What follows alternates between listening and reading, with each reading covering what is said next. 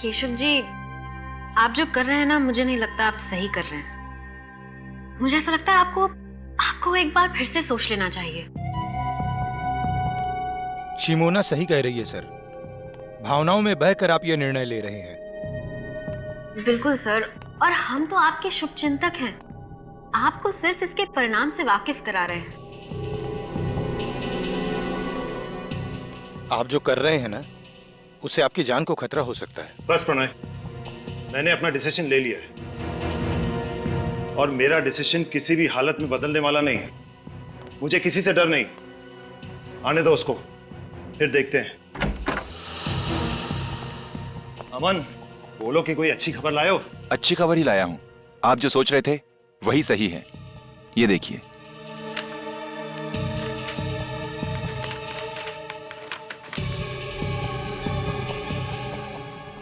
Simona, जी? वो कागजात देना।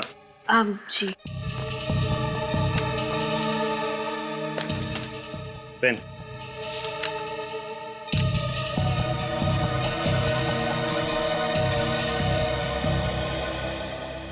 केशवनाथ जी, आपका काम हो गया।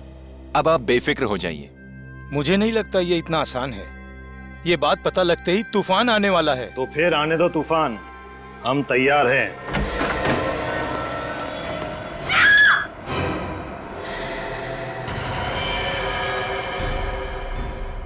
तुम्हें चेतावनी दी गई थी मिस्टर केशव, और चेतावनी सिर्फ एक बार दी जाती है, अगली बार तो सिर्फ गोली।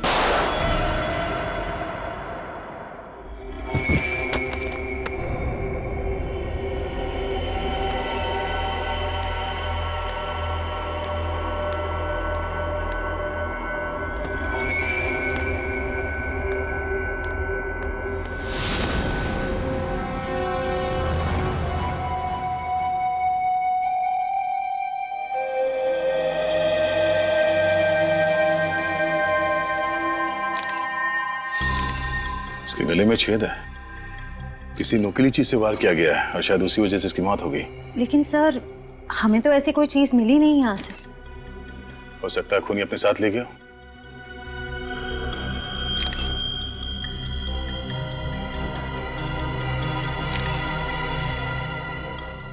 सर, कोई मोबाइल, कोई आईडी कार्ड नहीं है। सर, एक मिनट। ये चिट्ठी इसकी जेब से मिली है। सेंट्रल लाइब्रेरी, तीसरा माला, शेल्फ नंबर 2। ये लड़की रात के 1:30 बजे वर्ल्ड एटलस बुक लेने के लिए आई थी यहाँ पे। क्यों? हाँ सर, और सर वो किताब यहाँ से गायब भी है। ओह, बड़ी अजीब बात है। रात के 1:30 बजे ये लड़की यहाँ वर्ल्ड एटलस बुक लेने आती है और उसी की मौत हो जाती है, और वो बुक भी यहाँ से गायब है। इसका मतलब है कोई और भी था जो बुक लेने के लिए आया था। उस किताब में ऐसा क्या हो सकता है? सर वो तो एक सिंपल मैप्स की बुक है। बुक भले ही सिंपल हो, लेकिन कोई ना कोई बात तो जरूर है सर। लगता है उस बुक के साथ छेड़छाड़ की गई होगी। सचिन, बाहर जाके पता करो किसी ने इन लोगों को अंदर बाहर आते जाते दिखाया क्या। ये वर्ल्ड एटलस बुक आखिरी बार कौन लेके गया था? सर, एक मिनट।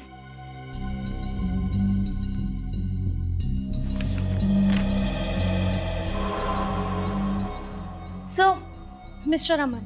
अमन? अमन, बोलो कि कोई अच्छी खबर लाए हो। ये अमन यहाँ का मेंबर होगा ना? जी सर। जरा उसका एड्रेस देना।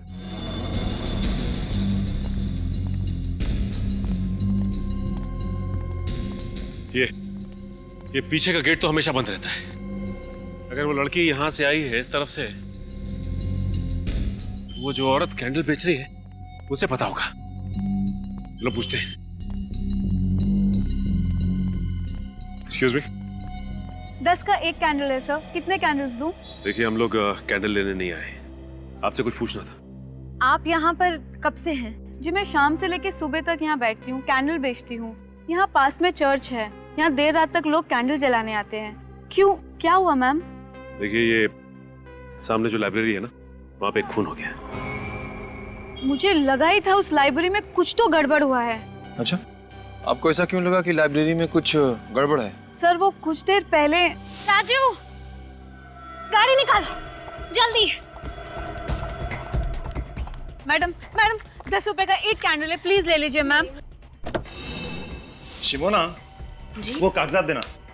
जी मुझे नहीं चाहिए मैम। कहा ना नहीं चाहिए। Ma'am please. Driver city market जल्दी। क्या 2 बजे रात को वो सिटी मार्केट जाना चाहती थी? आपने ठीक से सुना था? जी हाँ, मैंने बराबर सुना था। आपने उसका चेहरा तो देखा होगा ना? जी हाँ, मुझे याद है। मिस्टर अमन का यही घर है? जी हाँ। और ये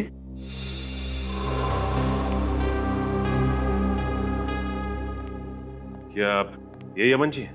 हाँ सब इन्हें मैंने हाल में कहीं देखा है। हाँ सर, चेहरा जाना पहचाना लग रहा है, लेकिन याद नहीं आ रहा है कहाँ देखा है सर। जरूर देखा होगा। अमन सर बहुत बड़े वकील हैं, आपने टीवी पर किसी इंटरव्यू में देखा होगा उन्हें। अच्छा, तो आपके साहब बड़े वकील हैं? हाँ। कहाँ गए? ऑफिस?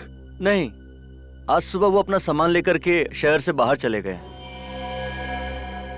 इस अमन जी ने आखिरी बार लाइब्रेरी से वर्ल्ड एटलस की किताब ली और लाइब्रेरी में वापस कर दी। उसके बाद से गायब है।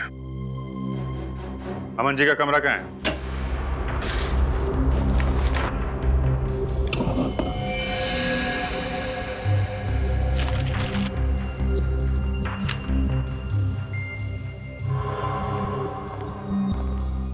सर अलग अलग देशों के कटे हुए नक्शे मिले हैं।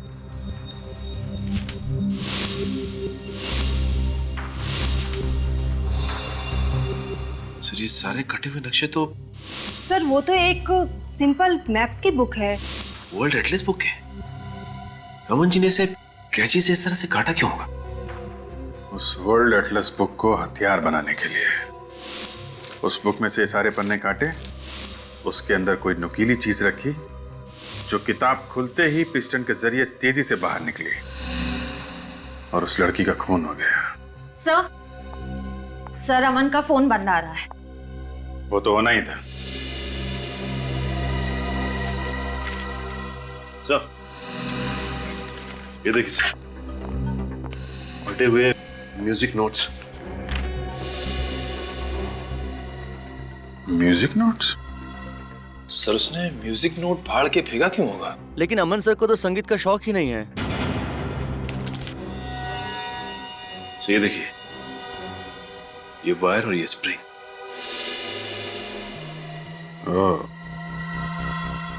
मिस्टर अमन का लाइब्रेरी से वर्ल्ड एटलस बुक का लाना, उसके पन्नों के साथ छेड़छाड़ करना और वापस बुक लाइब्रेरी में रख देना।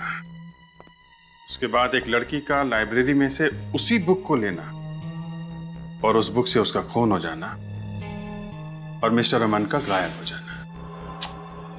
ये कोई इत्तेफाक नहीं है, साजिश है, साजिश। सोची समझी साजिश। रात के 1:30 बजे एक अनजान औरत सेंट्रल लाइब्रेरी में घुसती है और वहां से एक ऐसी किताब उठाती है जिसके अंदर हथियार छुपा के रखा गया था और शायद कोई संदेशा भी। और उसी हथियार से उस अनजान औरत का खून हो जाता है। फिर कोई वो किताब चुरा लेता है, वो भी एक अनजान औरत। सर मुझे ऐसा लगता है कि दोनों औरतों को वर्ल्ड एटलस की जरूरत होगी और बुक एक ही थी, इसलिए दोनों में झगड़ा हो गया। दूसरी वाली औरत ने पहली वाली को मार दिया और बुक ले ली। सर रात के 1:30 बजे एटलस को लेकर दोनों औरतों के बीच में झगड़ा हुआ और एक ने दूसरे को मार दिया। केस खत्म, है ना? वाह सर, अजीब बात यह है कि लाइब्रेरी से किताब चुराने के बाद वो औरत अपने ड्राइवर से कहती है कि वो उसे सिटी मार्केट लेकर जाए। सर इतनी रात में सिटी मार्केट में ना तो कोई दुकान खुली होगी, ना ही कोई कॉफी शॉप।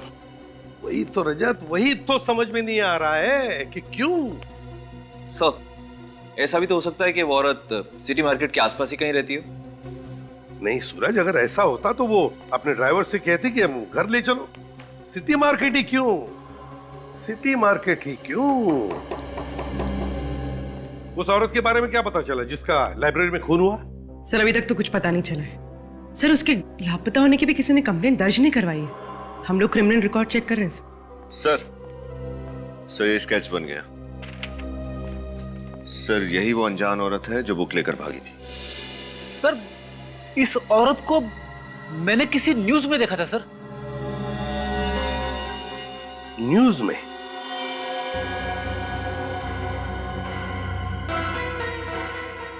न्यूज में?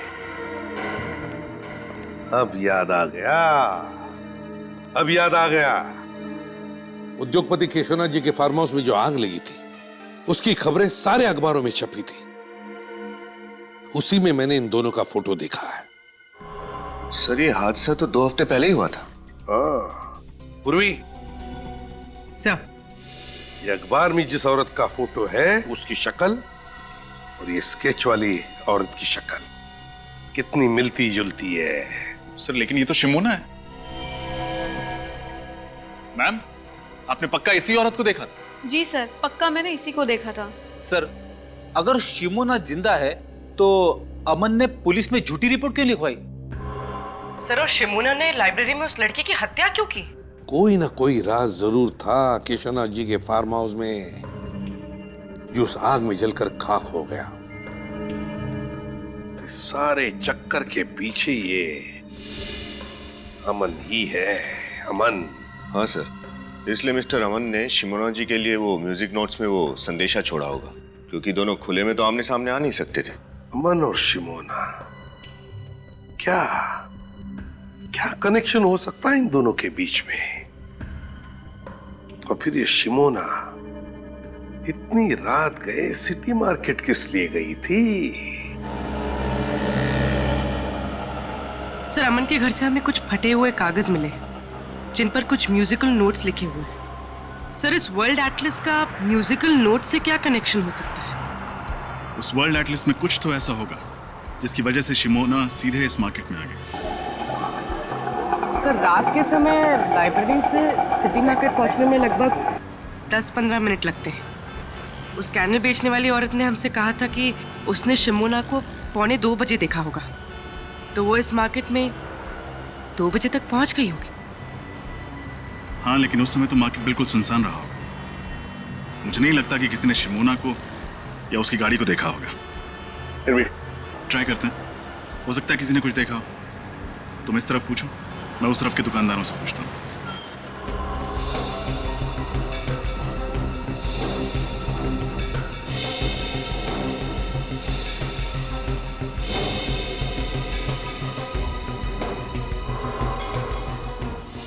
सर आखिर आप क्या ढूंढ रहे हैं? हम कह रहे हैं ना कि अमन सर ने कोई गैर कानूनी काम नहीं किया है। गैर कानूनी काम नहीं किया तो फिर अचानक क्यों गायब हो गए? मुझे नहीं पता। कोई भी वकील बिना किसी को बताए अपने सारे कोर्ट केसेस छोड़ के वेकेशन पे तो जाएगा नहीं, और अगर जाएगा तो कम से कम अपनी पर्सनल सेक्रेटरी यानी आपको तो बता के जाएगा।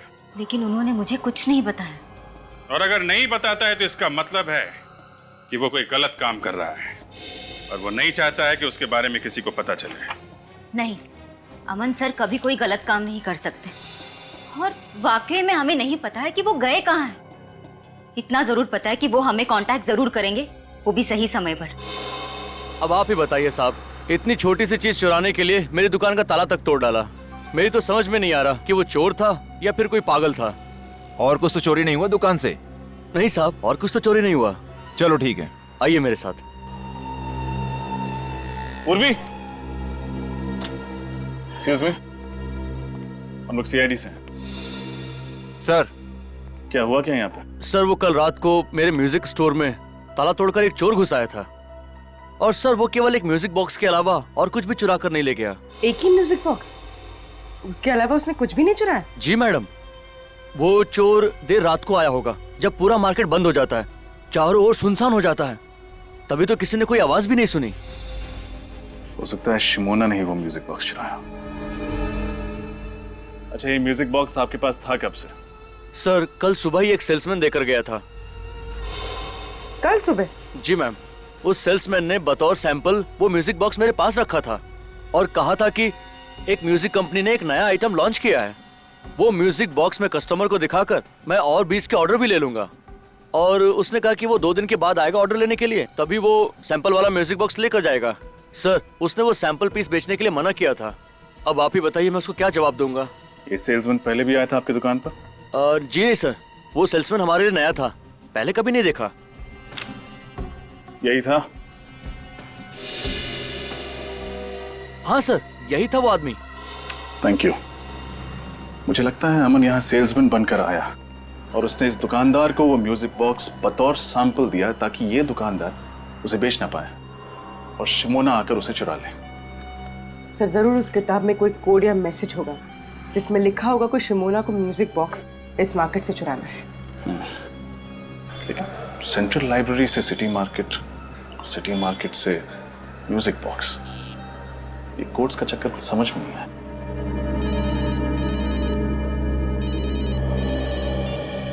हाँ सचिन, क्या? ठीक है। क्या हुआ सर? कल रात इस शहर के 2 और म्यूजिक स्टोर से ऐसे ही म्यूजिक बॉक्सेस चुराए गए। अमन जी का और शहर के जाने माने स्टील बैरन मिस्टर केशवनाथ, इनके बीच क्या रिश्ता था? सर, मिस्टर केशवनाथ अमन सर के क्लाइंट थे और वो अक्सर हमारे ऑफिस में आया करते थे। अमन सर मिस्टर केशवनाथ का लीगल काम संभाल रहे थे जो गुप्त रखा गया था। जी सर, और इसी सिलसिले में एक दिन उनकी बेटी मीनार भी हमारे ऑफिस में आई थी सर। मीनार तुम? मैम, हम लोग यहाँ पे कुछ इंपॉर्टेंट काम कर रहे हैं, प्लीज आप बाहर जाइए। तुम चुप करो और निकलो यहाँ से। और तुम अमन, अगर मेरे पापा को बहकाना बंद नहीं किया ना तो उसका नतीजा बहुत बुरा होगा। मैम, ये आप क्या कर रही हैं? पागल हो गई है क्या आप? मिस्टर अमर केशवनाथ जी का ऐसा कौन सा गुप्त काम संभाल रहे थे जिसकी वजह से मिसेस मीनार को उन्हें जान से मारने की धमकी देनी पड़ी? सर, हमें वाकई में कुछ नहीं पता क्योंकि अमन सर मिस्टर केशवनाथ का काम खुद संभालते थे। हाँ सर, और इस केस के बारे में उन्होंने मुझे भी कुछ नहीं बताया सर। सर। हाँ बेटी। सर, केशवनाथ जी के कोई भी लीगल पेपर्स इस ऑफिस में नहीं है, मगर सर ये मिसेस मीनार को अमन पे इतना गुस्सा क्यों आया? और सर, ये अमन फार्म हाउस में लगी आग के सिर्फ एक गवाह थे या वो जानते थे कि आग लगने से पहले वहां क्या हुआ था? ये तो केशवनाथ जी के फार्म हाउस पे जाके ही पता चलेगा। जरा मिसेस मीनार को भी वहां बुलवाओ।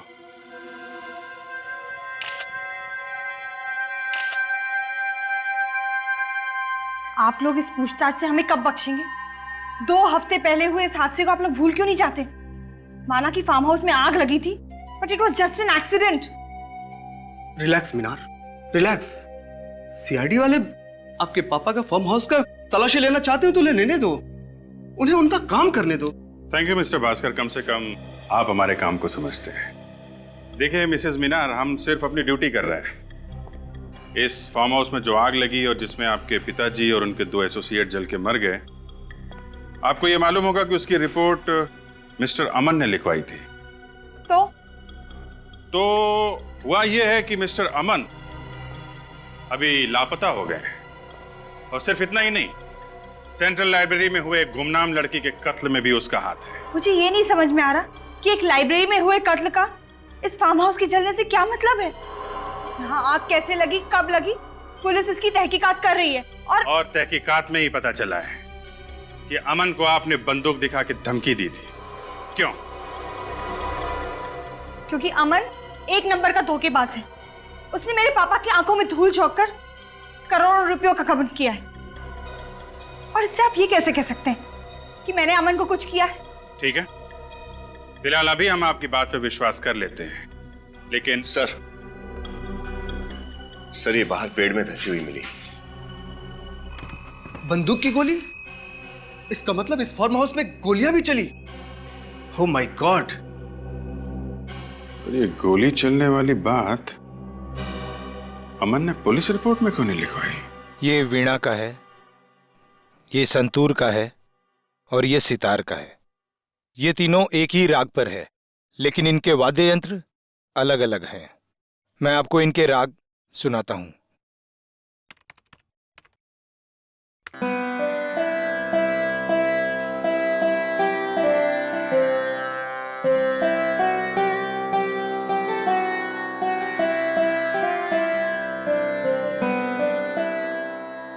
ये वीणा था। अब आप संतूर सुनिए।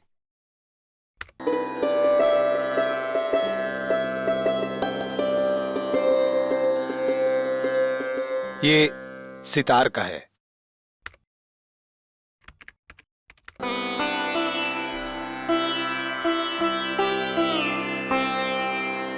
कहीं इन नोट्स में कुछ छुपा हुआ संदेश तो नहीं है, कोई हिडन मैसेज?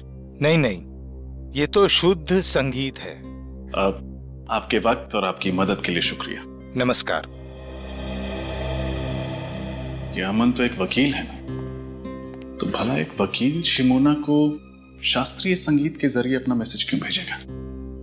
सर, और शिमोना ने वही म्यूजिक बॉक्सेस चुराए हैं जिसपे ये एक ही राग 3 अलग अलग म्यूजिकल इंस्ट्रूमेंट्स पे बजाए गए हैं। सर, हो सकता है कि इन 3 अलग अलग इंस्ट्रूमेंट से बजाया गया राग किसी व्यक्ति या किसी जगह के बारे में इशारा कर रहा हो। अब बस ये पता करना है कि संगीत के ये सुर किस जगह या फिर किस इंसान से जुड़े हुए हैं। मिसेस मीनार, अब तो आपको यकीन हो गया होगा कि फार्म हाउस में आग लगना कोई हादसा नहीं था। यहाँ पे गोलियां चली थी, गोलियां। सर, हाँ बेटी। सर, पुलिस की फॉरेंसिक रिपोर्ट के मुताबिक उस वक्त यहाँ पे जो थे वो सब आग में जलकर राख हो गए थे, और उनकी बाकी बची जो हड्डियां हैं वो अभी भी उन्हीं के लैब में है।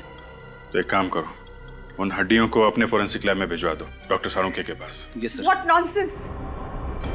मुझे अपने पापा का अंतिम संस्कार करना है। देखिए मैडम, पहले हमें यह पता लगाना कि एग्जैक्टली यहाँ पे हुआ क्या था, फिर आपके पिता की हड्डियों की शिनाख्त भी अभी बाकी है। तब तक आपको इंतजार करना ही पड़ेगा। सर ये देखिए क्या मिला, साइड से थोड़ा जला हुआ।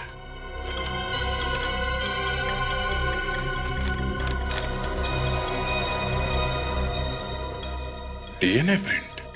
हड्डियां तो बुरी तरह जल गई हैं। इनके चेहरे अच्छे से बन पाएंगे? हाँ अभिजीत, इस फेस कंस्ट्रक्शन सॉफ्टवेयर के जरिए आप मौका वारदात पर पाई गई खोपड़ी का फेस कंस्ट्रक्ट करने की कोशिश तो करो।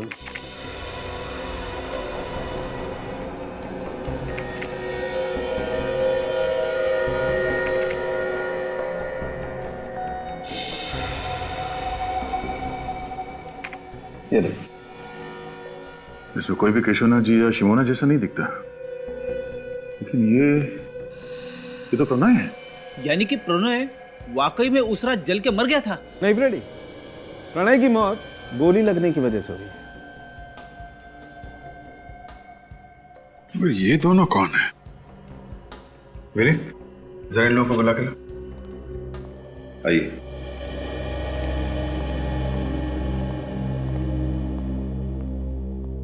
जरा इन 2 चेहरों को देखिए, इनको पहचानते हैं आप लोग?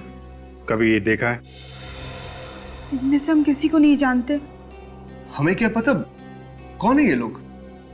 सर, आपका शक सही निकला। घटनास्थल से लाई गई सारी हड्डियों का डीएनए टेस्ट मिल गया। किसी का भी डीएनए मिसेस मीनार के डीएनए से नहीं मिलता। यानी वाकई में केशवनाथ जी जिंदा है? पर मेरे पापा हैं कहाँ? उन्होंने अब तक फोन क्यों नहीं किया? हम लोग जल्दी पता लगा लेंगे, अभी आप लोग जा सकते हैं। अच्छा तारिका, वो फार्म हाउस पे जो डीएनए की रिपोर्ट मिली थी उसका क्या हुआ? ये डीएनए प्रिंट एक 25 से 30 साल की औरत का है जिसका केशव नाथ जी के साथ जेनेटिक लिंक है। और एक बात सर, ये औरत को एक बहुत ही असामान्य बीमारी है, एक्वाजेनिक प्लूराइटिस। ये बीमारी है क्या? यह एक बहुत ही रेयर जेनेटिक डिसऑर्डर है। इसके रोगी को पानी से एलर्जी होती है। जरा सा भी पानी अगर शरीर में कहीं भी लग जाए तो बहुत जबरदस्त एलर्जी होती है, खुजली होती है। बारिश का पानी, पसीना, यहाँ तक कि हवा में अगर जरा सी नमी भी बढ़ जाए तो रिएक्शन होता है। और इस इंसान को इतनी खुजली होती है कि कई बार तो इसकी मौत हो जाती है खुजली की वजह से। तो बहुत भयानक बीमारी है। ऐसे पेशेंट जिंदा कैसे रहते हैं? एंटी एलर्जिक दवा खा करके, ताकि इससे लड़ने की क्षमता बढ़ा सके। ऐसे रोगी को हॉस्पिटल में अल्ट्रावायलेट बी पॉजिटिव फोटोथेरेपी दी जाती है। ये पेशेंट्स पानी पी सकते हैं? पी सकता है, लेकिन सिर्फ मिनरल वाटर। अगर जरा सा भी क्लोरीन का पानी पिया तो पूरे शरीर में बुरी तरह से रैशेज हो जाते हैं। सिर्फ मिनरल वाटर? हाँ निखिल, अच्छा ओके। ठीक है, ओके। क्या हुआ? लाइब्रेरी में जिस अनजान लड़की की लाश मिली थी उसका नाम बिंदु है। वो एक गुनहगार थी और जेल में सजा भी काट चुकी थी।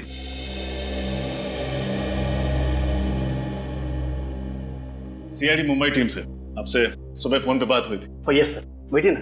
जी नहीं, इट्स ओके। आपको बिंदु के बारे में जानकारी चाहिए ना? जी हाँ, क्या बता सकते हैं आप बिंदु के बारे में? ये तो आपको किमी ही बता सकती है। किमी? कौन किमी? किमी और बिंदु दोनों एक ही सेल में थी और दोनों एक ही दिन रिहा हो गए।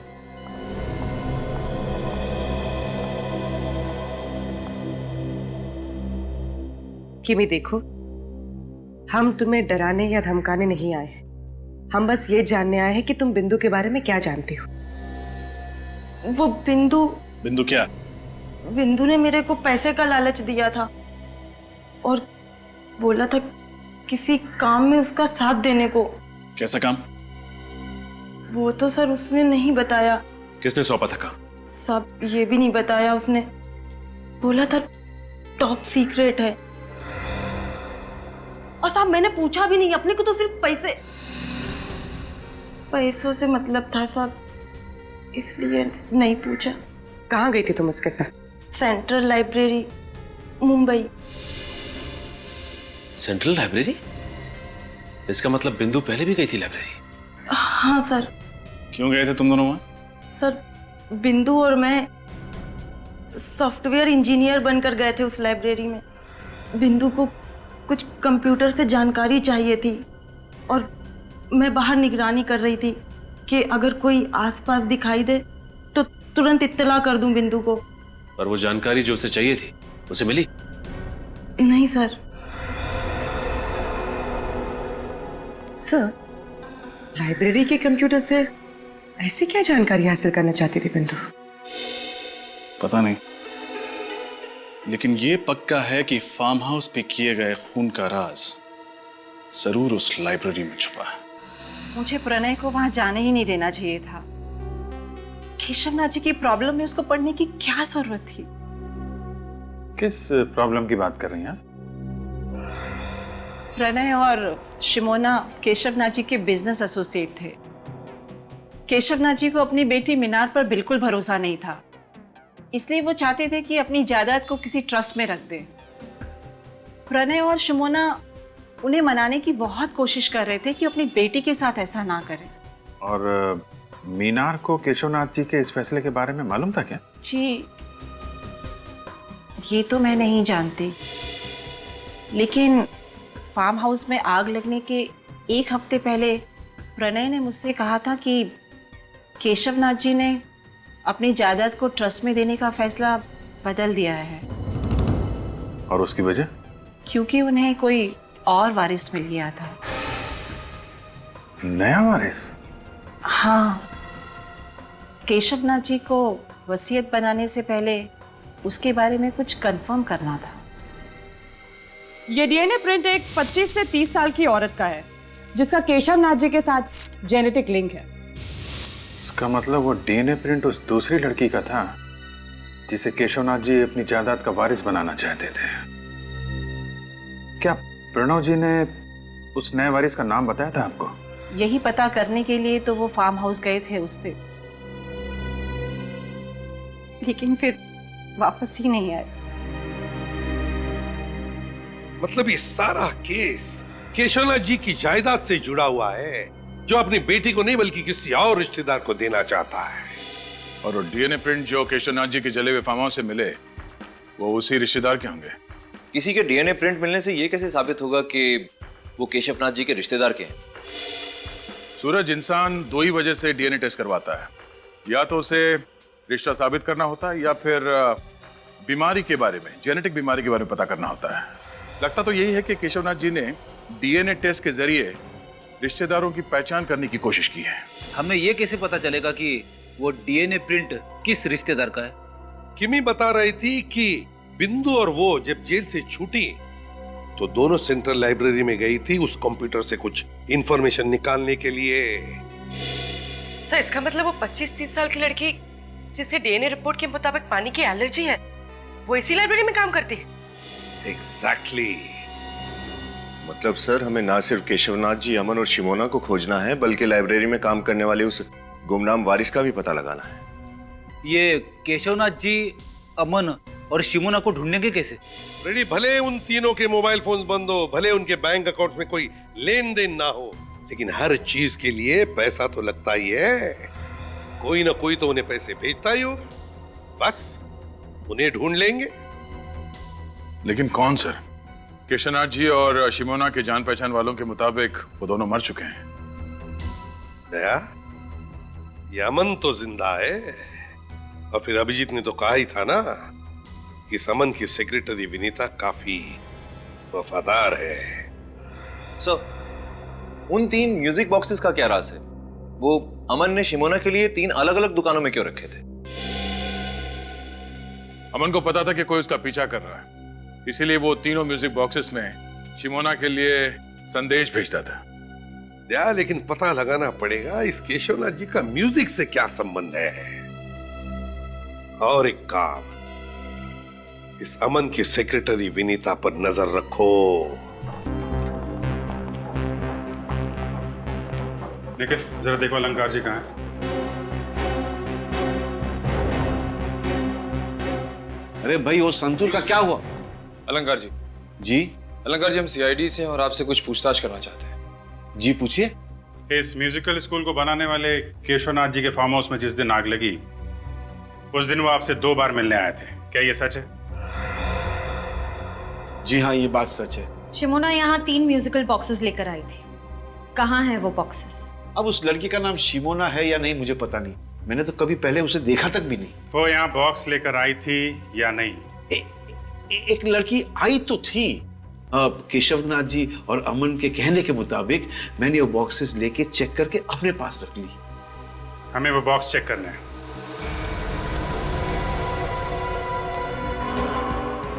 सर, सर, सर,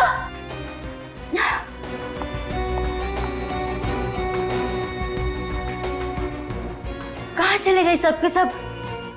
गए होंगे किसी काम से।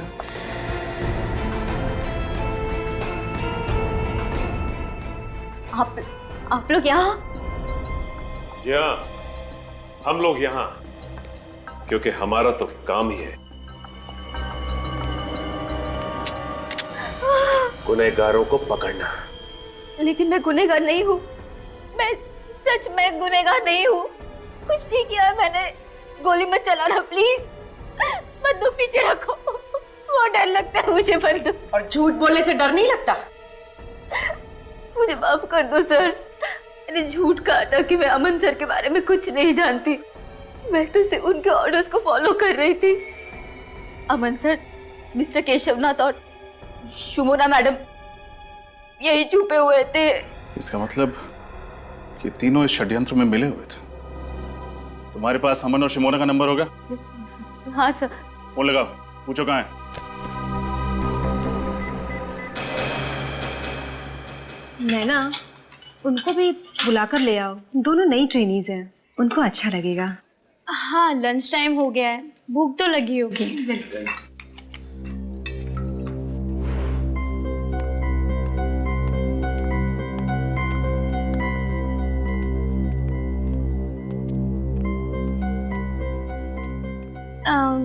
Excuse me. हाय, मेरा नाम नैना है। चलो साथ में लंच करते हैं। दीप्ति,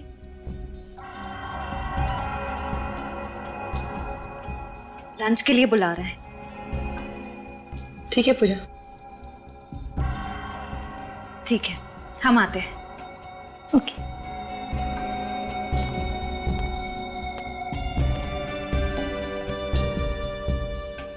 ये लाइब्रेरी बहुत बड़ी है, एक्स्ट्रा स्टाफ की ज़रूरत नहीं थी, फिर भी ट्रस्ट वालों ने तुम दोनों को यहाँ पर जॉब दी, अच्छी बात है।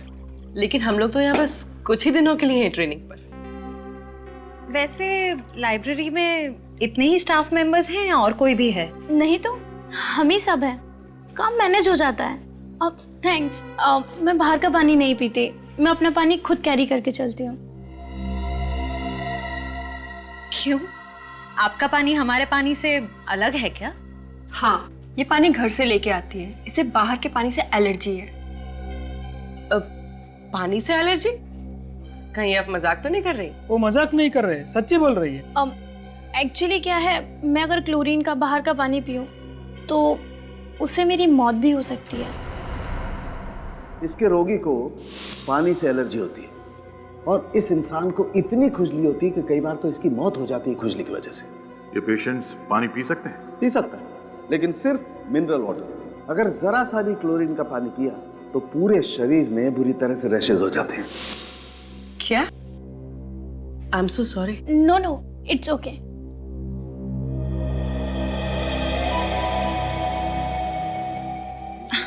अरे मैं तो भूल ही गई। एवरीबडी एक्सक्यूज मी, मैं अभी आई।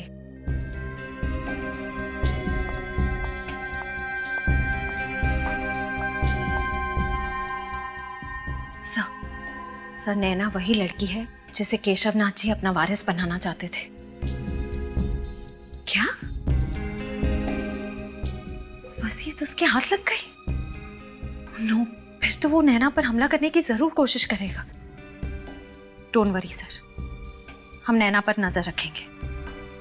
Yes sir. नैना बैठो। तुमने अभी तक वो लिस्ट नहीं बनाई। रजिस्टर में नए बुक्स के स्टॉक की एंट्री करनी थी, वो कब करोगी? सर वो मुझे कुछ नहीं सुनना है। आप सब घर जा सकते हो, लेकिन नैना तुम अपना काम खत्म करके ही घर जाओगे। Okay sir.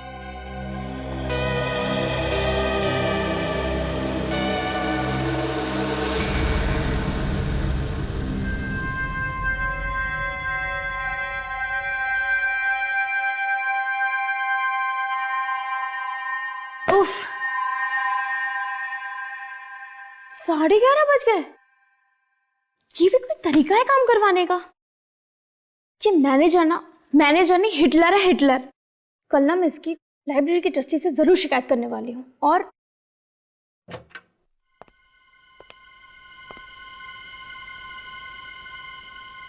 कौन है?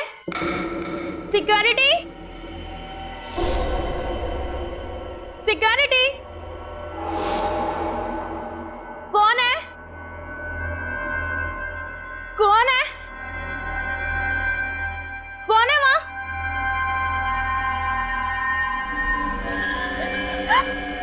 कौन हो तुम?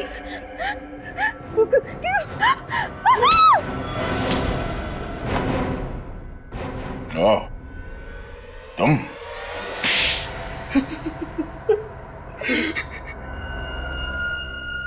मैंने रात दिन इसलिए मेहनत नहीं की थी कि मेरे ससुर जी अपनी सारी जायदाद अपने किसी दूर के रिश्तेदार को खैरात में दे दे। मुझे शर्म आती है तुम्हें अपना दामाद कहते हुए। और आप अपनी सगी बेटी को छोड़कर किसी दूर के रिश्तेदार को अपनी सारी जायदाद कर देते हो, वो क्या अच्छा था? शुरू से बता हुआ क्या? हाँ, मैंने वो दो गुंडे केशव नाथ जी को फार्म हाउस पर मारने के लिए भेजे थे, मगर वो दोनों उस आग में जलकर राख हो गए। फिर मुझे पता चला अमन मुझसे कुछ छुपा रहा है, इसलिए मैंने उस पर नजर रखना शुरू कर दिया। फिर मुझे पता चला कि केशव नाथ जी और शिमोना उस आग में नहीं जले थे, दोनों बच गए थे। और सब उस व्हील को मुझसे छुपा रहे थे। और अमन को पता चल गया था तुम्हारे इरादों के बारे में, इसलिए उसने खुफिया तरीके से शिमोना को वो वसीयत कहाँ है ये बता दिया।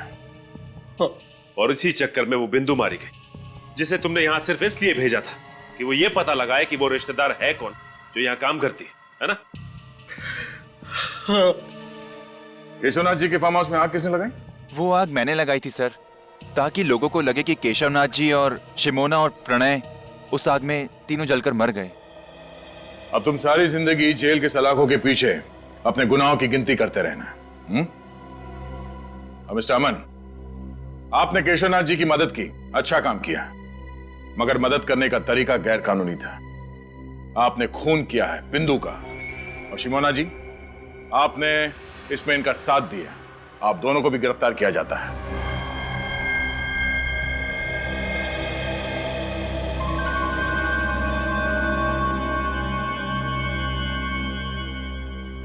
इस पाउच में बंद है हम सब लोगों की किस्मत का टिकट। तुम्हारे सुनहरे भविष्य के टिकट इस पाउच में नहीं बल्कि इसमें है।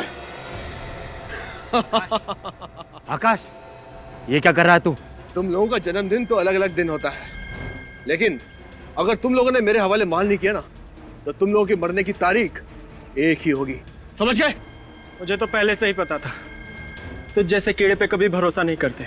माल चाहिए ना तुझे, ये है माल, समझा? मुझे भी पहले से मालूम था कि बिना ड्रामा किए ये काम हो नहीं सकता, इसलिए एक खिलौना मैं भी लेके आया हूं। ये देख।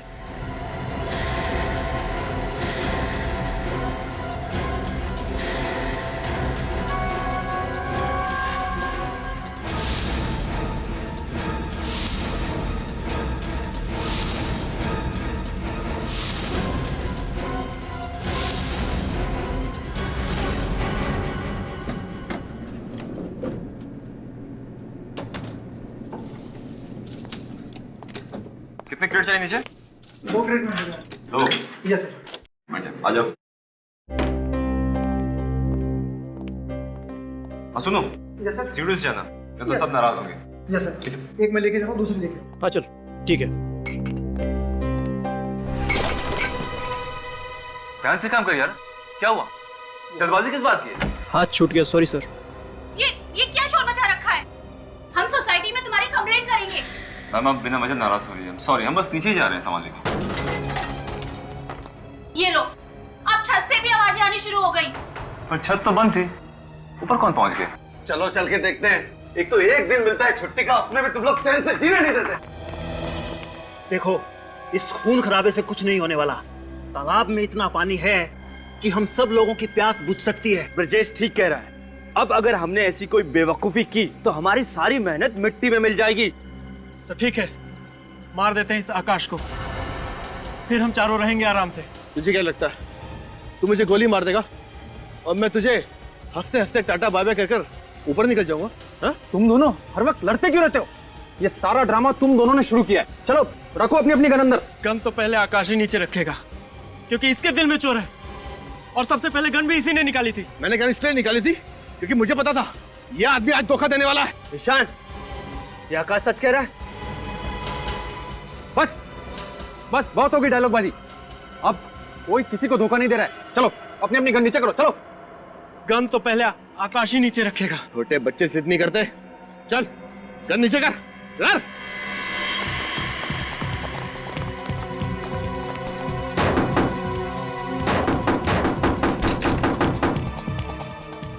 चलो ठीक है, सब लोग एक साथ गन नीचे करते हैं। ठीक, ओके, आओ।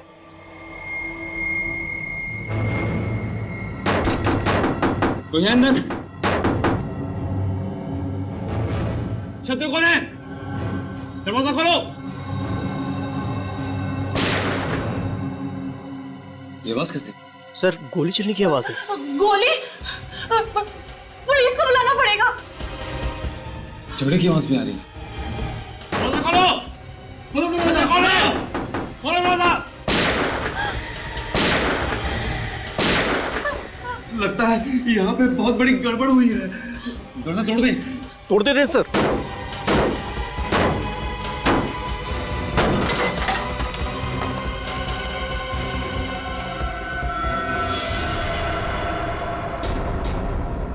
हे भगवान, 5 लाशें।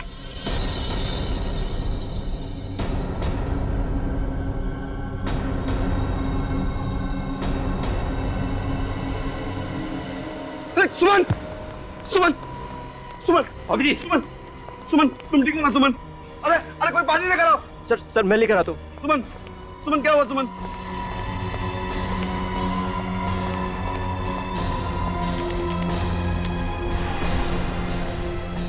सुमन, सुमन, सुमन, सुमन, जाओ जाके देखो इनमें से अगर किसी की सांसें चल रही है तो एम्बुलेंस को बुलाते हैं। मैं देखता हूँ सर। जाओ जल्दी।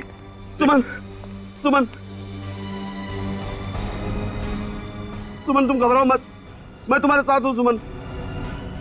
सुमन, सुमन, सुमन।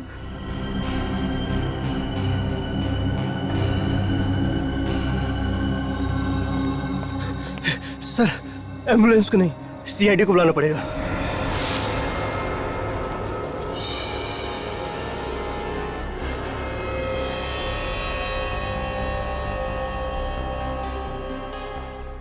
सर सर हाँ, एक लाश देख के मेरे पसीने छूट जाते हैं, यहाँ तो 5-5 है सर।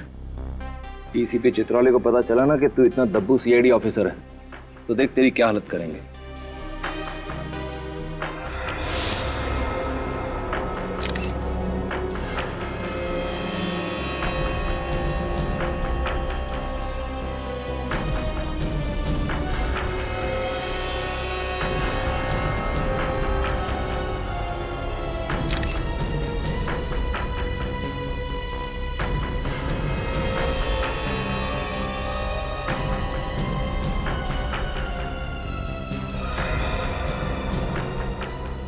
पांच लोग, 5 गन्स और पांचों के सीने में गोली लगने के निशान। सर लगता है पांचों की एक दूसरे से गहरी दुश्मनी रही होगी, इसलिए पांचों ने एक दूसरे को मार दिया। सर सर इन पांचों के आई कार्ड से इनके नाम पता चल गए। अच्छा, क्या नाम है इनके? सर वो है आकाश, ये ब्रिजेश, चंदन, दीपेन और ईशान। आकाश, ब्रिजेश, चंदन, दीपेन और ईशान। रजत, इनके कपड़ों से तो लगता है कि ये पार्टी में ही आए थे। जिसने भी ये पार्टी रखी है ना, वही बताएगा हमें इन पांचों के बारे में। देखते हैं।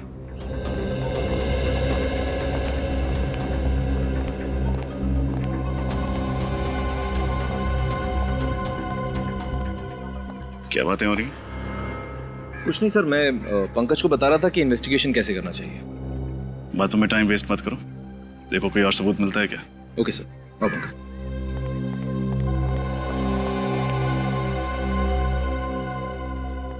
ये पार्टी किसने रखी थी? हा? मैंने सर। सर मेरा नाम अनुज है, पार्टी मैंने ऑर्गेनाइज कराई थी। अच्छा, पार्टी तुमने रखी है तो फिर तुम इन लोगों को भी जानते होंगे? नहीं सर, मैं इनमें से किसी को नहीं जानता सर। ये कैसे हो सकता है? ये लोग पार्टी में ही आए थे ना? हाँ सर। तो फिर पता कैसे नहीं? सर दरअसल इस पार्टी में कोई भी आ सकता था सर, ये टिकट खरीद के।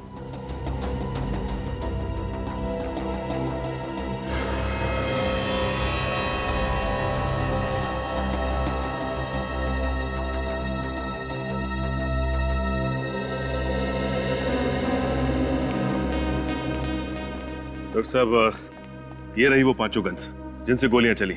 ओके।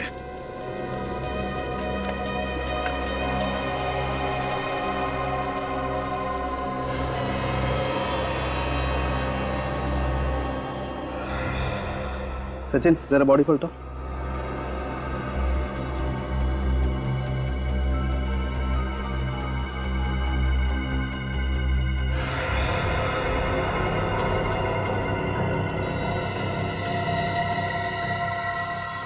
सूरज सर, एक मिनट। हाँ सर, ये देखिए दीवार में गोली है सर।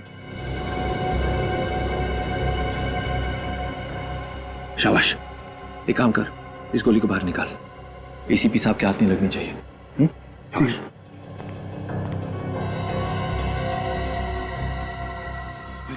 कुछ मिला? सर दीवार में गोली है सर। गुड, जल्दी सीख रहे हो। Thank you sir. रुको, एविडेंस है वो। सालुंके साहब, जरा पंकज की मदद करेंगे गोली निकालने में? एक मिनट।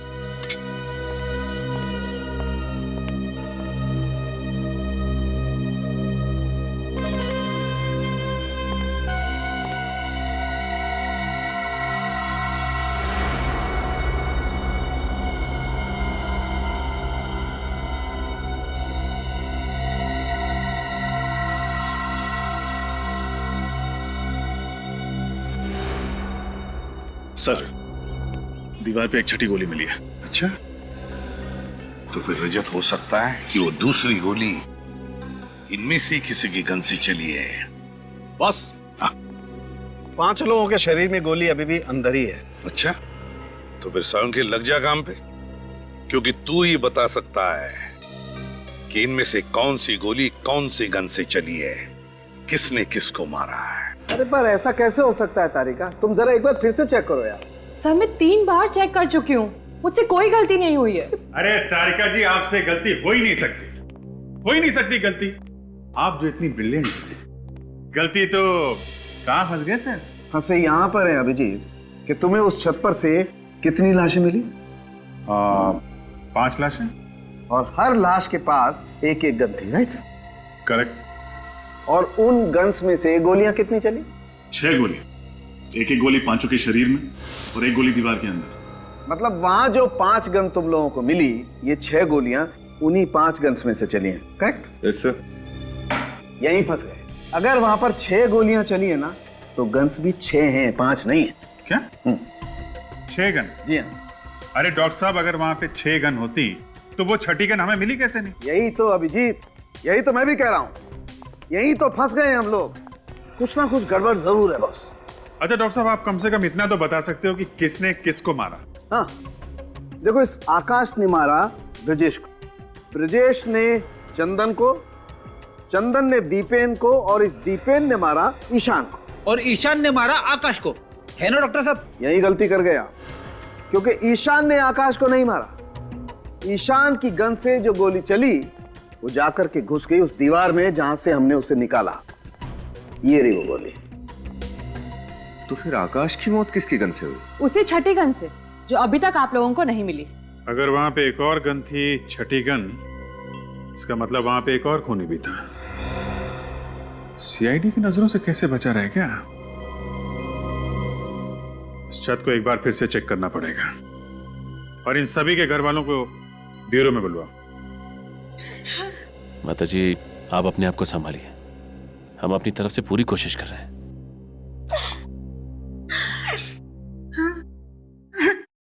रो क्यों रहा है? सर मैं किसी को रोते हुए देखता हूँ ना सर, तो मेरी आंखों से भी गंगा जमुना बहने लग जाती है sir.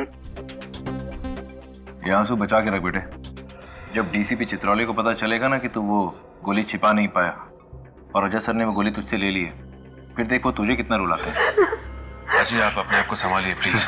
Please sir, Chitrole sir को मत बताइएगा सर, वो मेरे सामने आते हैं ना तो मेरे पैर कांपने लग जाते हैं। Shut up idiot. ना तो तुम उस दिन वो लैपटॉप ठीक से तोड़ पाए, ना गोली छुपा पाए। तुम भूल गए हो कि हम यहाँ सीआईडी में करने के लिए क्या है? केस सॉल्व करने आए ना सर। केस सॉल्व करने बुद्धू बल्कि।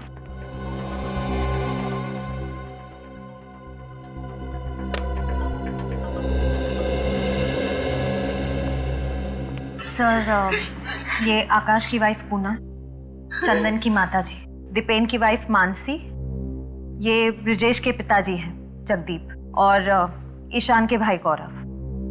देखिए, हमें बहुत अफसोस है, किसी परिवार वालों को खोना आसान नहीं होता, और इस मुश्किल घड़ी में हमने आप लोगों को यहाँ बुलाया। पर खून हुए हैं तो पूछताछ करनी जरूरी है। मुझे तो यकीन ही नहीं हो रहा साहब कि मेरा बेटा चंदन इस दुनिया में नहीं रहा। ऐसा लग रहा है सर जैसे मैं कोई बुरा सपना देख रही हूँ।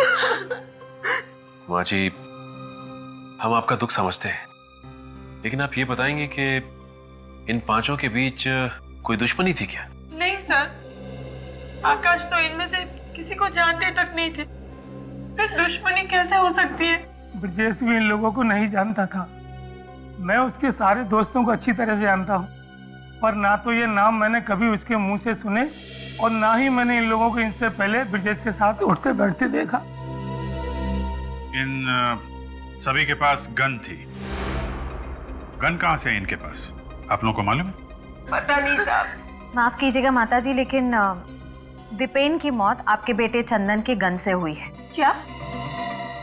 मेरे पति को आपके बेटे ने मारा?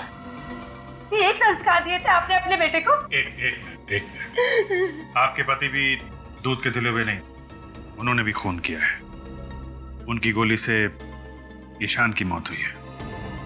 क्या ईशान को दीपेन ने मारा है? देखिए, ये मामला सीधा साधा नहीं है, काफी टेढ़ा है। हमें इसकी तह तक पहुंचना पड़ेगा। सचिन, श्रेया, इन 5 से जरा अच्छी तरीके से पूछताछ करो, एक एक डिटेल्स निकालो, मगर सख्ती मत करना, प्यार से। कहिए पूनम जी।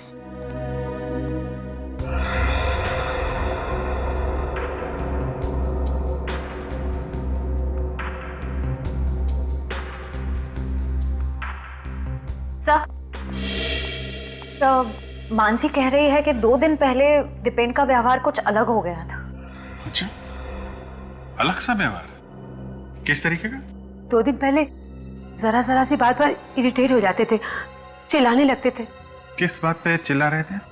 मैंने उनके कपड़े वॉशिंग मशीन में धोने के लिए डाले थे, पैंट की जेब चेक की तो उसमें एक कागज निकला, इस बात पर ही चिल्लाने लगे।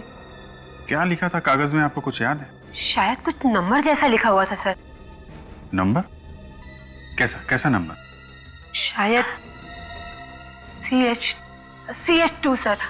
सर कागज कुछ फटा हुआ था, इसलिए मैं ढंग से पढ़ नहीं पाई सर। आधा फटा हुआ कागज और CH2। हमें यहाँ पर 6 गोलियां मिली, जिनमें से 5 गोलियां 5 गन में से चली। 6ठी गोली जो हमें यहाँ पर मिली वो किस गन से चली? वो गन नहीं मिल रही है, वो गन ढूंढनी चाहिए। रेडी? अच्छी तरह से ढूंढो।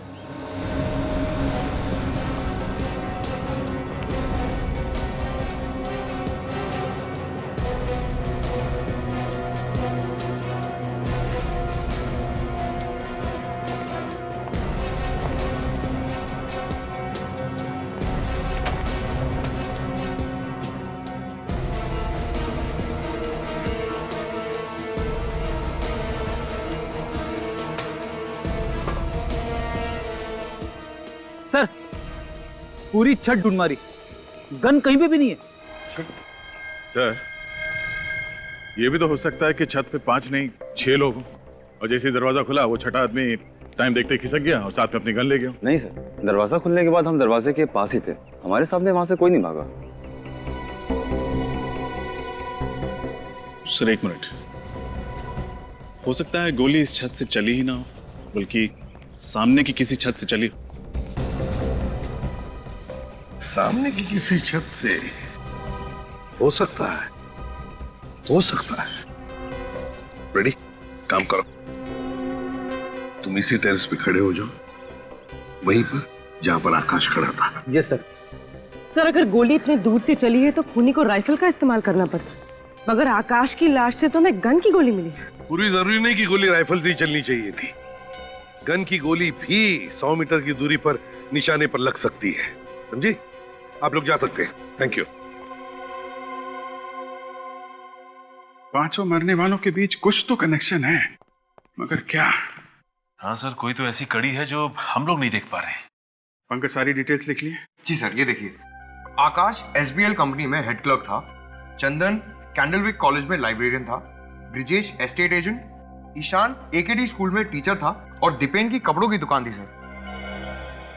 मतलब 5 का काम या पेशा एक दूसरे से मिलता जुलता नहीं था। निखिल, इन 5 के फोन रिकॉर्ड चेक किए? हाँ सर, चेक कर लिया। हाँ। इन सभी ने आपस में ना तो कभी किसी को कॉल किया है और ना ही मैसेज किया है सर। कमाल है, ना कॉल ना मैसेज। 5 अनजान लोग एक पार्टी में एक दूसरे का खून क्यों करेंगे? कुछ तो है जो हम लोग देख नहीं पा रहे हैं। इनके घर कहाँ पे? सर इन 5 के घर अलग अलग इलाकों में। घर भी अलग अलग इलाकों में? कौन सी डोर है जो इन 5 को एक साथ बांधती है? पंकज, ये आकाश कहाँ पे काम करता है? सर SBL कंपनी में। SBL कंपनी में आकाश, कैंडलविक कॉलेज में चंदन, AKD स्कूल में Ishan. SBL company, Candlewick college और AKD स्कूल, ये तीनों तो मोतीलाल नगर में ही है ना? हाँ सर। मोतीलाल नगर। और ये ब्रिजेश और दीपेन की दुकानें कहाँ हैं? सर ये भी मोतीलाल नगर में है सर। मोतीलाल नगर, मोतीलाल नगर, यही वो मिसिंग चीज है, मोतीलाल नगर। जरा इस मोतीलाल नगर का नक्शा निकालो। जी सर।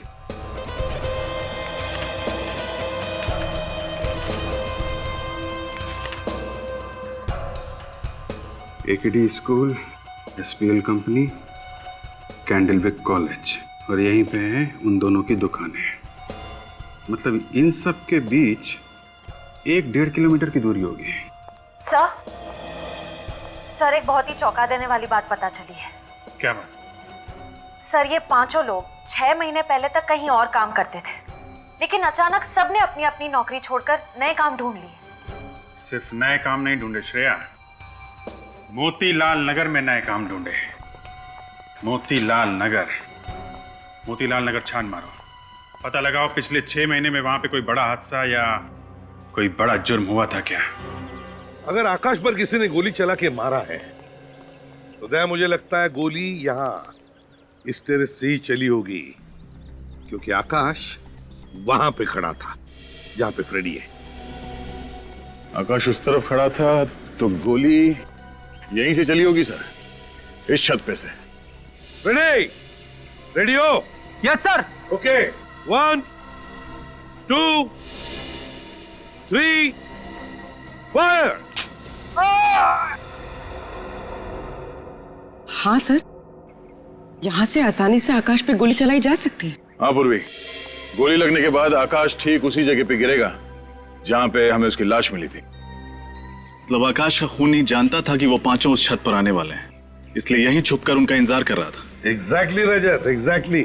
बस इस बिल्डिंग में रहने वाले लोगों से और वॉचमैन से पूछताछ करते हैं, पता तो चले इस टेरेस पे कोई आया था क्या। डॉक्टर साहब, आपने कहा 6 गन्स हैं, हमने मान लिया। आपने कहा 6 आदमी हैं, हमने वो भी मान लिया। लेकिन जब हम कह रहे हैं कि आकाश को जो गोली लगी वो सामने वाली छत से चली थी, तो वो भी तो मानिए। नहीं मान सकता, क्योंकि आकाश में और उस गन में जिससे आकाश को गोली लगी है सिर्फ और सिर्फ 3 फीट का फासला है। इतने नजदीक से? जी हाँ। मतलब खूनी छत पे ही था और वो छठी गन भी। सर जिस इलाके में 5 लोग काम करते थे, मोतीलाल नगर, उस इलाके में पिछले महीने एक रॉबरी हुई थी। कैसी robbery? Bank robbery sir.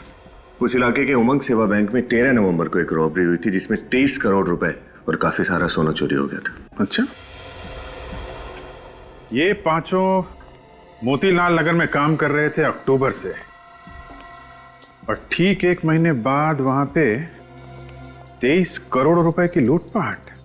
Sir, इस लूटपाट का कहीं इन 5 के खून से कोई कनेक्शन तो नहीं है? कनेक्शन है फ्रेडी, कनेक्शन है। मुझे लगता है ये सारे खून पैसों के लिए किए गए हैं।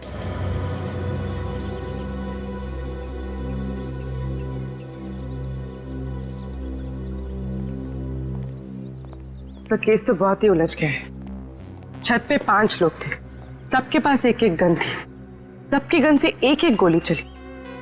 पर सर, आकाश को जिस गन से गोली मारी गई है वो हमें मिली ही नहीं। ये तो आकाश को जिस गन से गोली मारी गई है वो नहीं मिल रही है। ईशान पर गोली चलाई दीपेन ने, और दीपेन पर गोली चलाई इस चंदन ने। उसके बाद ब्रिजेश ने चंदन को मारा और फिर आकाश ने ब्रिजेश को मार दिया। आकाश ने ब्रिजेश को मारा, तो फिर इसका मतलब है बचा कौन? बचा आकाश। फिर हो सकता है आकाश गया ईशान के पास ये देखने के लिए कि ईशान जिंदा है या मर गया। और जब आकाश ईशान को देख रहा था, शायद उसी वक्त। बस एक खास खबर पता लगी। जल्दी बताना सालुंखे। ईशान की पैंट पर मुझे खून की कुछ बूंदें मिली हैं। हाँ। और हैरानी की बात यह है कि यह खून ईशान का नहीं, आकाश का है। क्या? और यह बात एकदम पक्की है कि आकाश ईशान की गन से नहीं मारा गया। ईशान की गन से नहीं मरा है? ना। सालुंखे साहब, आपने तो केस और भी उलझा दिया। इतना ही नहीं रजत, अगली बात जो मैं बताने वाला हूं उसे सुनकर तुम सीआईडी से इस्तीफा मत दे देना। सर, मुझे ये सालुंखे सर बहुत पसंद है। सीआईडी के इन्वेस्टिगेशन की वाट लगा देते हैं। असली बात यह है बॉस कि आकाश को जो गोली लगी है उस गोली पर मुझे ब्लैक वैक्स, काली मोम के ट्रेसेस मिले। ब्लैक वैक्स, काला मोम? सर, क्या काली मोम से गोली ज्यादा ताकतवर हो जाती है क्या? नहीं निखिल, ऐसी कोई बात नहीं। ब्लैक वैक्स से कोई भी गोली ताकतवर नहीं बनती। बात तो कुछ और ही है। एक काम करो सूरज। Yes sir. यहाँ लेट जाओ जमीन पर। जमीन पर? हाँ, जहाँ पर आकाश की लाश मिली थी। Okay sir. निखिल, तुम यहां लेटो, ईशान की जगह पर।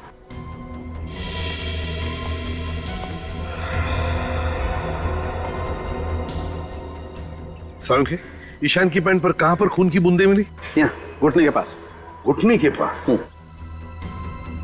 तो हो सकता है आकाश ईशान को देखने के लिए यूं ऐसे खड़ा होगा जैसे आकाश को गोली लगी, खून की बूंदें ईशान की पैंट पर गिरी, यहां घुटने पर।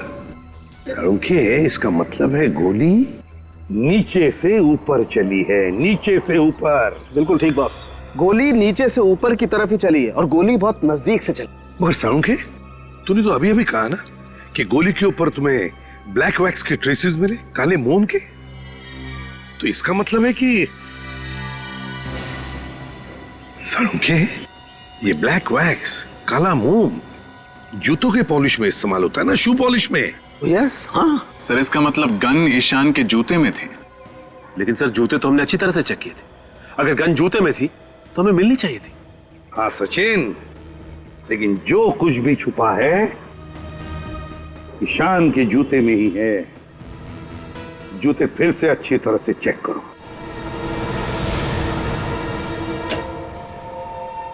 जी डॉक्टर साहब, क्या पता चला? क्या बात है, आइए आइए। भाई वैसे तो आजकल आप लोग काफी केस हम लोगों के बिना मदद के ही सॉल्व कर लेते हैं, लेकिन इस केस में तो कई बार चक्कर लगाना पड़ा आप लोगों को। है आपको बड़ा गर्व महसूस हो रहा हो कि हम लोग बार बार आपका दरवाजा खटखटा रहे हैं। कुछ पता चला हो तो बता दीजिए। पता ये चला है कि गन तो ईशान के जूते में ही थी। अरे, जूते में थी तो हमें क्यों नहीं दिखी? क्योंकि ईशान का एक पैर का जूता ही बदल दिया गया। जूता बदल दिया? मगर सर, दोनों पैर के जूते दिखने में तो एक जैसे। सिर्फ दिखने में फ्रेडी, सिर्फ दिखने में। मैंने ईशान के दोनों जूतों में मिले हुए पसीने के रेजिड्यू का डीएनए टेस्ट किया है। ईशान के दाएं पैर के जूते में मुझे 2 अलग अलग डीएनए मिले, जिसमें से एक डीएनए ईशान का और दूसरा शायद उस खूनी का जिसने जूते बदल दिए। बिल्कुल। इसका मतलब हमारे वहां पहुंचने से पहले ही खूनी ने ईशान का जूता बदल दिया। और ये खूनी जरूर उन्हीं लोगों में से एक होगा जो खून होने के तुरंत बाद छत पे आए थे। इस तरह के जूते किसने पहने थे? कुछ याद है तुम्हें? दीपक सर, उस वेटर दीपक ने बिल्कुल ऐसे ही जूते पहन रखे थे। दीपक? अब इस दीपक के बुझने का टाइम आ गया है। सर, उस वेटर दीपक के घर से आ रहे हैं, लेकिन सर वहां पे दीपक नहीं, कोई घनश्याम नाम का आदमी रहता है सर। और सर, दीपक ने जो पता लिखवाया था वो गलत है। बहुत लंबी प्लानिंग की है इस दीपक ने। पहले उन चारों को दूसरे के हाथों मरवा दिया और फिर आकाश को ईशान की जूतों के जरिए। मगर सर, इस दीपक की ऐसी क्या दुश्मनी हो सकती है इन 5 के साथ जो उसे इतनी गहरी प्लानिंग करनी पड़ी? सचिन, मुझे तो लगता है ये सारे खून उस उमंग सेवा बैंक की रॉबरी से जुड़े हुए हैं। आपका अंदाजा बिल्कुल ठीक है सर। उस बैंक रॉबरी की डिटेल्स मिल गई है। 6 लोगों ने लूटपाट की थी सर। इनमें से 5 तो वो है जिनकी मौत हो चुकी है, और छठा है ये वेटर दीपक। वेटर दीपक। दीपक, इस दीपक को जल्दी से जल्दी ढूंढना ही होगा। उस वेटर दीपक ने 23 करोड़ की लूटपाट की? नहीं नहीं, खून भी किया उसने। खून? अच्छा किया भगवान ने बचा लिया, नहीं तो वो किसी दिन मेरा गला काट के मेरे गले से भी पैसे चुरा के भाग सकता था। बिना बैकग्राउंड चेक किए उसे नौकरी पर रख लिया आपने?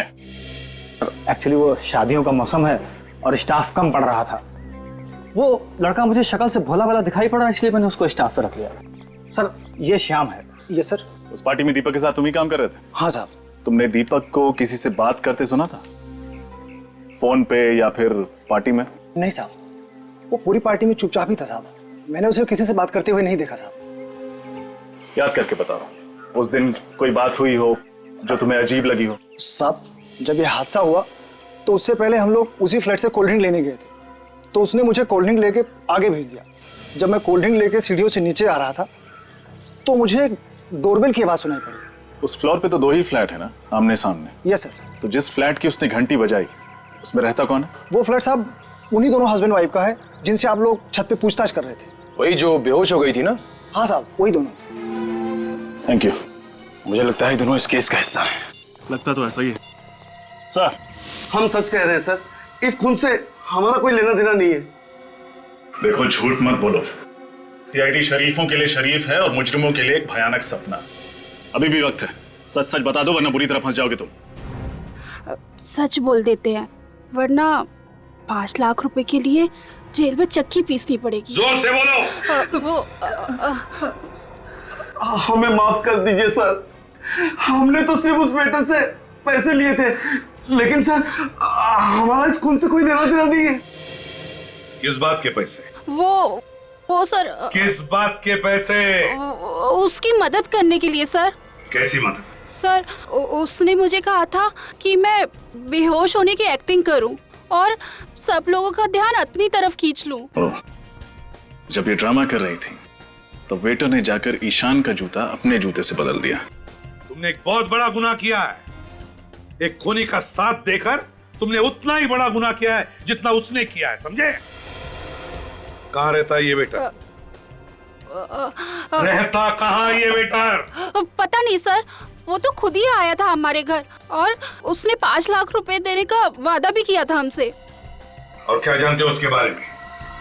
बताओ। सर एक बार उससे फोन पे किसी बैंक के बारे में बात करते हुए सुना था। बैंक का नाम? कहीं वो उमंग सेवा बैंक तो नहीं?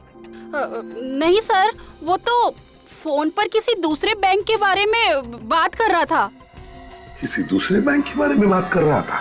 सर तब तो वेटर सारा माल लपेट कर भागने की तैयारी कर रहा होगा। हाँ, मुझे तो नंबर याद है, CH2। कहीं ऐसा तो नहीं कि उमंग सेवा बैंक से लूटा हुआ सारा पैसा किसी दूसरी बैंक के लॉकर में छुपा के रखा हो, जिसके नंबर में ये CH2 भी हो?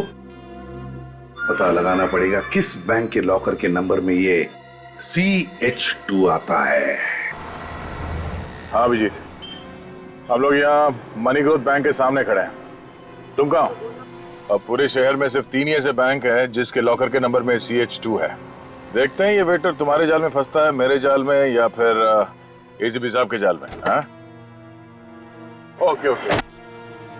ये वेटर पक्का आपके जाल में फंसेगा। मैंने बैंक से पता किया है, जो 23 करोड़ की लूटपाट हुई है उसके 2 दिन बाद इस बैंक में एक लॉकर खुलवाया गया है जो किसी आकाश कुमार के नाम पे है। ओह, और उस लॉकर का सिग्नेटरी वो वेटर? हाँ सर, वो वेटर ही है। सर वो देखिए वेटर आ गया। सर इसे ही पकड़ लेते हैं। नहीं निकल, अभी नहीं, इसे अंदर जाने दो, बाद में देखते हैं।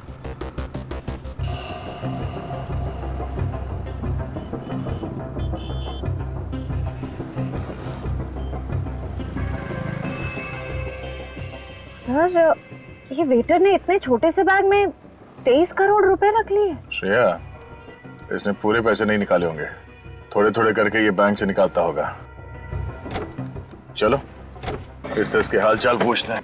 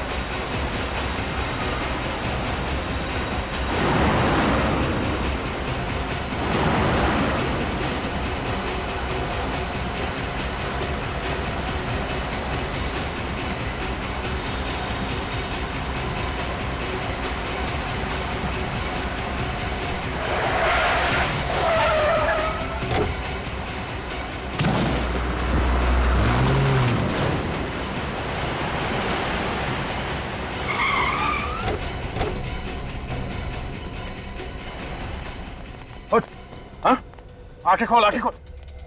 किसने किया ये? हाँ? कौन था तुम्हारे साथ गाड़ी में? चलो तक, चलो। सॉरी साहब, जानबूझ के नहीं किया साहब, अचानक बीच में आ गया साहब। दिखाई नहीं देता?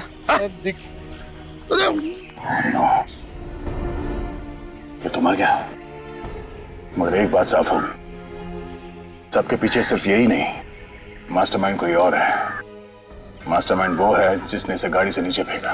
लेकिन सर वो 5 लोग तो पहले ही मर चुके हैं, अब ये भी मर गया। सर अब उस मास्टरमाइंड का राज तो इन सबकी मौत के साथ ही दफन हो गया।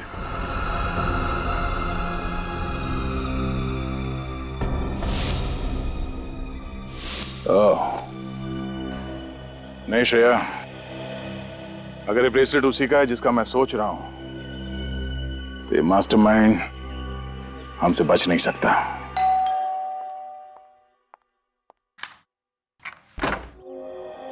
आप लोग? जी, हम लोग बस यहीं से गुजर रहे थे, सोचा आपके हालचाल पूछ लो। अब कैसी कट रही है जिंदगी आपकी?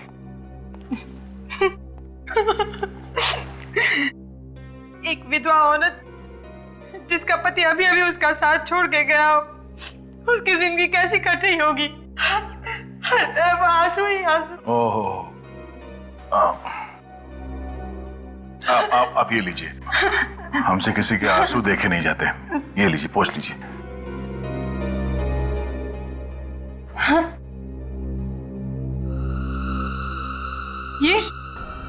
ये ब्रेसलेट क्या हुआ? जाना पहचाना लग रहा है ना? मालूम है किसका है? नहीं, मुझे नहीं पता। दीपक के हाथ में से। दीपक के। कौन दीपक? अरे दीपक, वही वेटर दीपक। हाँ, बस गाड़ी में से गिरते वक्त उसने इनका हाथ पकड़ लिया था खुद को बचाने के लिए, है ना? बेचारा खुद को तो बचा नहीं पाया, लेकिन इनका ये ब्रेसलेट उसके हाथ में आ गया। अरे, आपके हाथ में ये खरोच कैसे? आप सब लोग मुझे फंसाना चाहते हो ना? हाँ?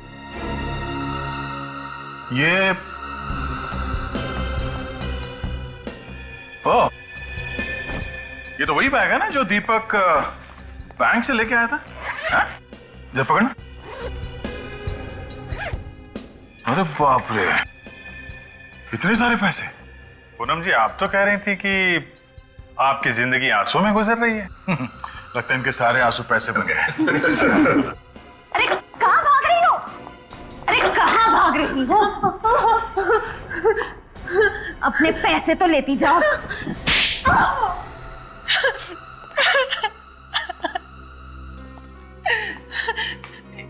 इस जुर्म की शुरुआत मैंने नहीं की।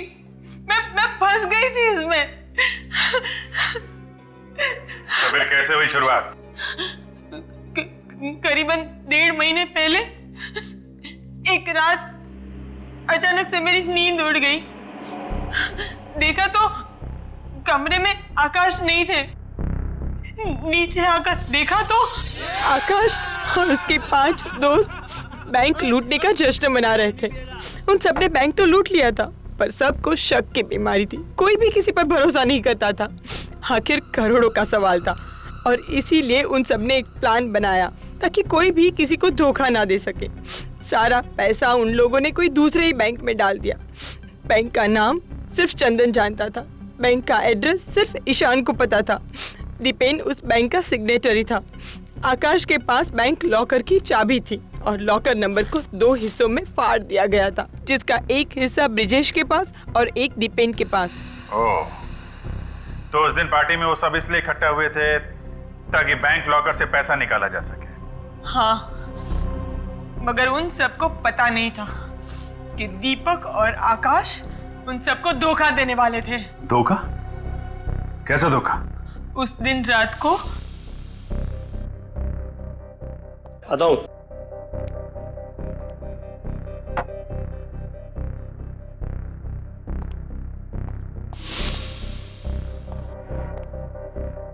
देख, ये चारों मंदबुद्धि के हैं क्या? और इस फिल्म में इनका रोल बस यहीं तक था, समझा ना? अब हम इन्हें इस फिल्म से हटा देते हैं और जितना भी माल है आधा आधा कर लेते हैं, समझा?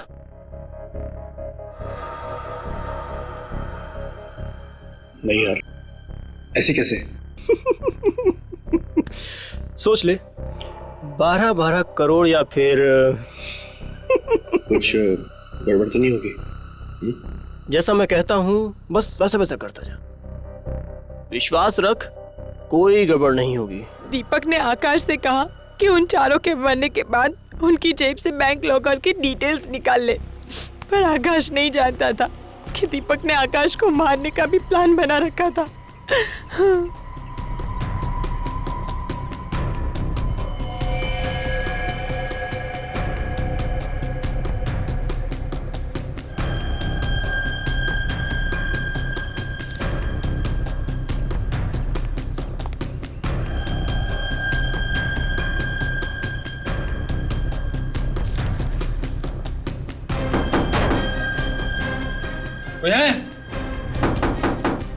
खोलो दरवाजा।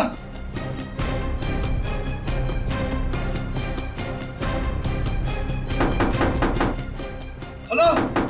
दीपक के पास एक रिमोट था जिसके जरिए ईशान के जूते से गोली चलती और आकाश मर जाता।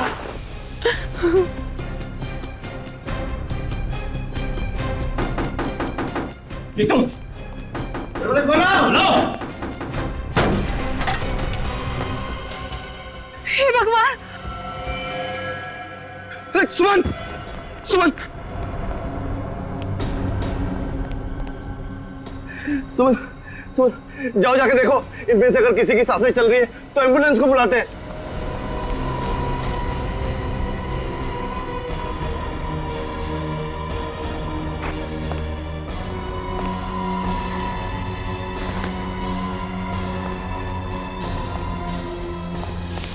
तुम्हें मालूम था कि दीपक तुम्हारे पति को मारने का प्लान बना रहा है, फिर भी तुमने उसे बचाने की कोशिश नहीं की। तुम उसकी पत्नी थी ना? पत्नी? सर इसने बचाना तो दूर, उल्टे दीपक को ब्लैकमेल करना भी शुरू कर दिया। क्यों बचाती मैं उसे? हाँ, मैं कुछ उससे प्यार व्यार नहीं करती थी और मेरे पास इतनी सारी दौलत आने वाली थी, क्या जरूरत थी मुझे उसकी?